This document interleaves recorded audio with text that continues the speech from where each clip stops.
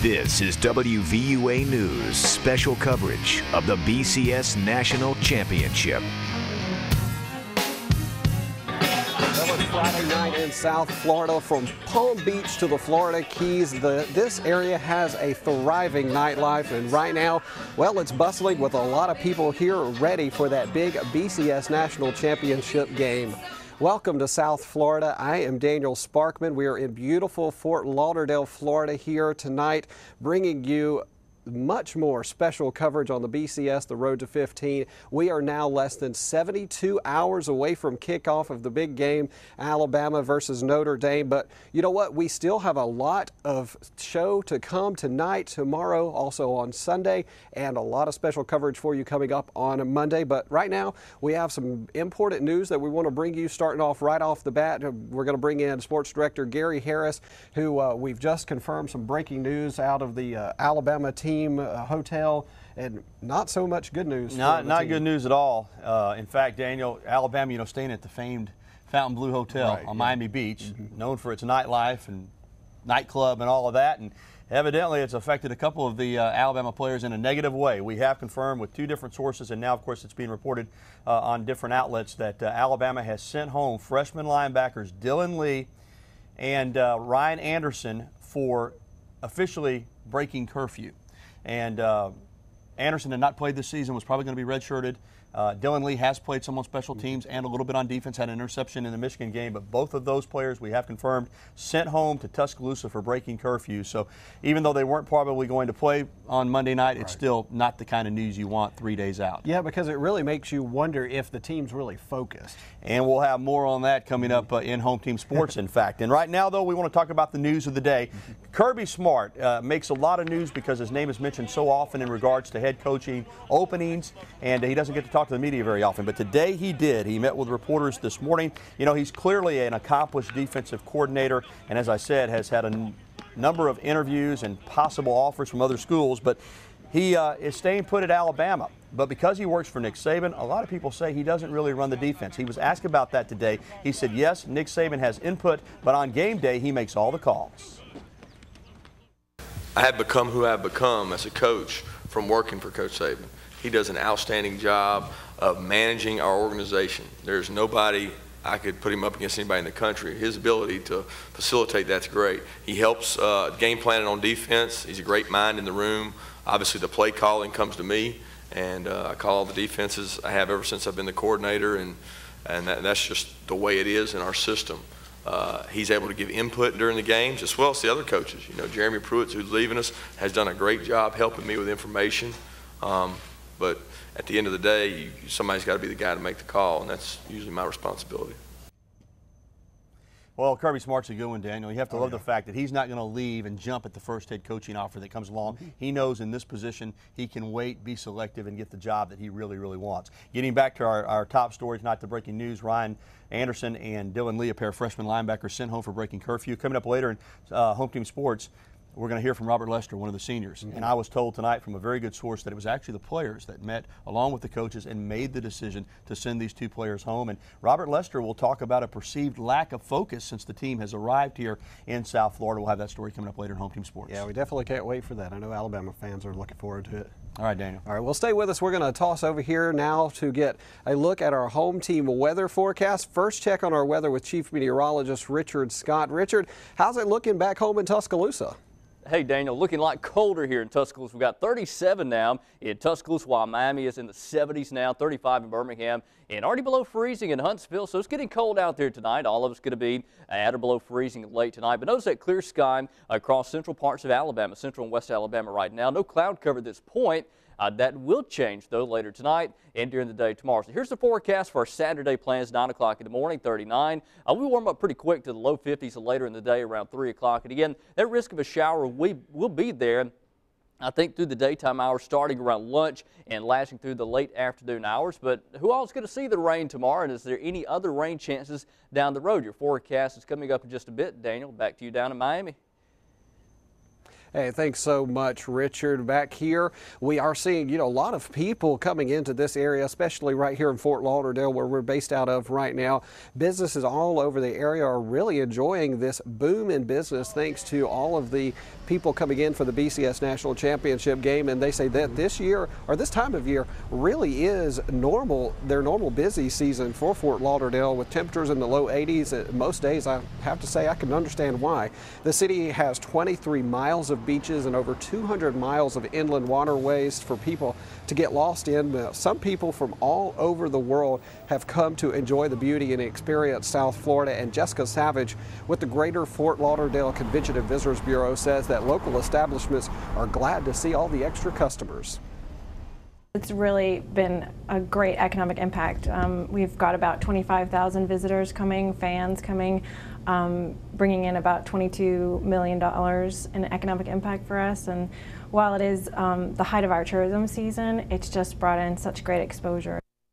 Now, Savage says that the businesses enjoy this so much that they hope when the new playoff system comes out in 2014 that the Miami area and Fort Lauderdale area can continue to host big games like this. So they love it. Yeah, joining me now, Lynn Brooks and Bradley Whittington, a face we haven't seen yet. Since he's been doing heard a lot about him. Yeah. We just haven't seen him yet. So Bradley has been on about every excursion that any of us have gone on. I've been very pissed behind the scenes. You ain't seen me, but I've been working. Oh yeah. And you two had a very neat experience today. We did. Out at the 15th Street Fishery. All kind of stuff. We did. It was quite an experience today. There's a place here, not very far from where we're sitting. It's on the Lauderdale Pier out here, and it's a place called the 15th Street Fisheries, not 15th Street like back in Tuscaloosa, but 15th Street Fisheries. A big tradition over there is that you can feed the tarpon. And if you don't know what a tarpon is, it's about, say this long. Here, you want me to hold my hand up? Yeah, they can get up to 8 feet long. Some can weigh as much as 280 pounds. And you can get a shrimp and you can feed these big monster fish. And if you're lucky, if you can spot one, then it'll come up and it'll just gulp down that shrimp. And so we were able to go out there and feed the tarpon today, and we saw one pretty big daddy tarpon. And we were able to talk to some folks out at the pier about just the experience of feeding the tarpon and how many they typically see on an average day. The ones that we have in here, we have about 7 or 8 of them. They're range anywhere between 90 to 160 pounds. The one that's the biggest is, we call him Grandpappy. He's about 160 pound tarpon. Pretty much, they're just the big silvery fish. They're not great to eat. A lot of people don't like the way they taste. I have to mention that what you didn't see in the video was that we had just a little blooper. We're trying to see if we can salvage some of that video, but as I was holding the shrimp and getting ready to feed the tarpon, I was talking to Bradley about, let's get some video of this, get the video of the fish, and as I'm holding the shrimp out and talking to Bradley, a big bird swoops down and grabs the shrimp. And so there's a bird out there somewhere that's got a full tummy. It sure does. They got that shrimp right from us. We got to see the video. Bradley and I were watching it. That's pretty good stuff. We'll see if we can't get that up on maybe social networking. Yeah, that's a good It's a little bit shaky. That's a good place for it. That's right. check Facebook. Well, Bradley and I had a little bit of a jungly experience ourselves today. We went on the Jungle Queen riverboat or river cruise, 3-hour tour here, right here in the Bahia Mar Marina, actually. And so that was a pretty good experience. Bradley, you went along with me? A lot of fun. You got to see some of the big mansions on the New River, who all owned it, the owner of Victoria's Secret and all kind of these big companies. So you got to kind of see how the people who make all the big bucks live, and nice houses and stuff that we hope one day. Sports fans might. I don't know if we'll ever earn that much money. They're talking in hundreds of millions, but sports also, fans might know Nick Saban's old house. So he coached for the Dolphins. He had one there too, and he sold it, of course, but that was cool to see that as well. Yeah, and Wayne Huizenga, who I think owns the Dolphins or did own the Dolphins at one part of the Dolphins, his mini homes actually. Mini homes. So it was a really good experience. We also got to see an alligator wrangler, and that was fun. So anyway, that was all just a tease, and we're going to show all of that to you coming up this weekend. A lot of good stuff, and the guys who were doing the commentary on the boat were pretty funny as well. So a lot of good stuff coming from that, a lot more ahead for you. I appreciate you guys joining us to talk about all that good Sharing stuff. our adventures. Yeah, some good adventures. We've had some good times down here. And now, you know, the Crimson Tide and the Fighting Irish have only met 6 times on the gridiron in the history of both football programs, and now Notre Dame actually winning 5 of those 6 meetings. So Alabama's got some proving to do. WVUA's Emily Forrester actually caught up with Alabama's practice referee Eddie Conyers to get his opinion on the very first game of the series, the 1973 Sugar Bowl. The very first meeting of the two teams in 1973 was one to remember. But Notre Dame came out on top. Obviously, it was billed as the game of the century, and it lived up to everything that was said about it. The great game, but they won the game 24-23. Serving as Alabama's practice referee since 1962, Eddie Conyers says Bear Bryant began Alabama's series with Notre Dame for a specific reason. That was his envision, a mission every year was the national championship. And so he wanted to play Notre Dame because the winner would be the national champion. And as for the football team's practice the week leading up to the game, Conyers says Bryant treated the game like any other. Coach Bryant, kind of like Coach Saban's practices, are very organized, and very little has changed. This was a big ball game, but I can't honestly remember anything being special put into that game. And as for this year's national championship game, they're the 2 most storied programs in football. And for them to play, it's almost like the game is anticlimax because it's just, the build-up is just so great. The traditions started by Bear Bryant at the University of Alabama are similar to the way that Notre Dame fans love their football team. And that's why the meeting of the two teams is very passionate. In Tuscaloosa, Emily Forrester, WVUA News. Now, of course, we know that a lot of people can't make it down here to South Florida for the big game, and that's why we're bringing all this special coverage to you, trying to give you a little taste of what it's like to be down here. And you know what? You can actually do something back at home. You can get a little piece of the game right there in West Alabama. The national championship programs have arrived at the Bryant Museum, and they are available for sale. The front of the program includes a picture of what is up for grabs, the coveted Coach's Trophy, and director of the Bryant Museum, Ken Gaddy, says these programs are a little different than regular game day programs. One of the things that we noticed about the program is much thicker than we thought it would be. It's a very nice design. They've done a great job with it. There's lots of information in it, so I think it's a good content and something that people would want as a keepsake as we get our 15th national championship.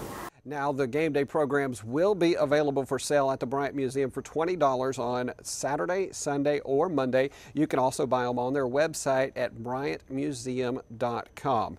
And on Monday, the Crimson Tide will entertain football fans in the national championship. Before the game, a video made by UA students will entertain and inform the crowd about a school activity about alcohol safety. The Less Than You Think campaign is aimed at teaching students the dangers of irresponsible drinking. Earlier in the year, they produced a public service announcement with NBA basketball star Shaquille O'Neal.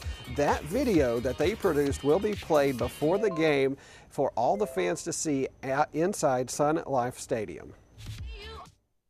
We're really excited because Less Than You Think is specifically targeting college students.